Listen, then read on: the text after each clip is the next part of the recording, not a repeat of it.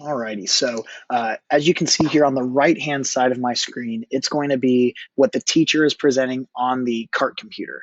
On the left-hand side, it's going to be what the student is seeing as they participate. So the student will get the link that the teacher is going to provide, and the teacher can get that link right here and send it to them through Dojo or through Google Classroom or through Seesaw, or the student can just go to nearpod.com and put in the code.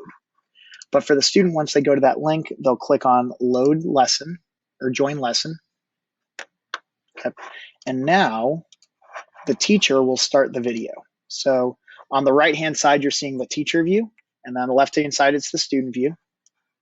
And then as the teacher comes up to a question, take a look at what's going to happen on the student side of it. Okay, so it's going to say ready to begin. Clicking start the activity will pause the video, and we're going to apply that to all of the activities that are happening. So I'm going to click start the activity, and then on the left-hand side for the students, it's going to prompt them to answer the question. So it says, what are the three common components of modern cell theory? And they are, it's going to be all living things are made of cells. Cell is the smallest component of life, and then all cells come from pre-existing cells.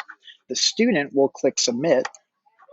Okay. And then on the right-hand side where my teacher version is, I'm going to have a collection of all of the student responses here. Maybe there's a really good response that I want to share out with my class. I can click this share with class, and then every student over here on my left-hand side will receive that answer. So I can highlight and I can brag on some students. So let's continue from the teacher side of things. I'll click play. You'll notice that on the left-hand side for the students, the question disappeared.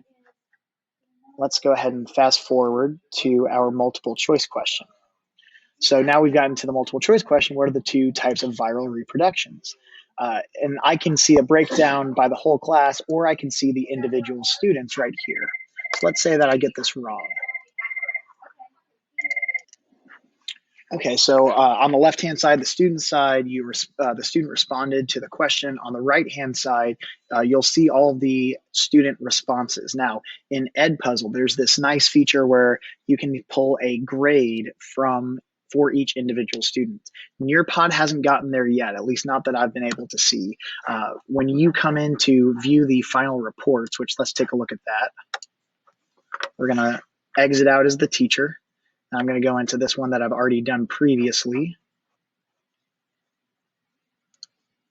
When I look at the reports as the teacher, and we come down here, we come back into the same screen where you're just able to look at the questions individually. So this might be a really good check for understanding for your kids, but it's not necessarily going to be something that you'd be able to pull a grade from yet. It might be something that really enriches and enhances your instruction, but I would not use it exclusively as an assessment tool at this moment. Now, Nearpod is pushing this out. This is their beta version of it. It's going to get better. It's going to get more improved, but this would be something that I wouldn't rely on as a true assessment of my students' comprehension of a certain skill or TEK.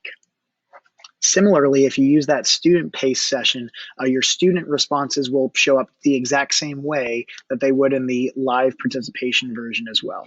So this is another great tool that Nearpod has embedded within it. You can include it within a Nearpod that has all of the additional activities and instructional pieces as well. We will do a follow-up video on Edpuzzle and how you can use Edpuzzle as a more in-depth assessment tool. Be sure to follow us on Twitter at GISD Tech 2 and sign up for our Remind group, and we will see you guys next time.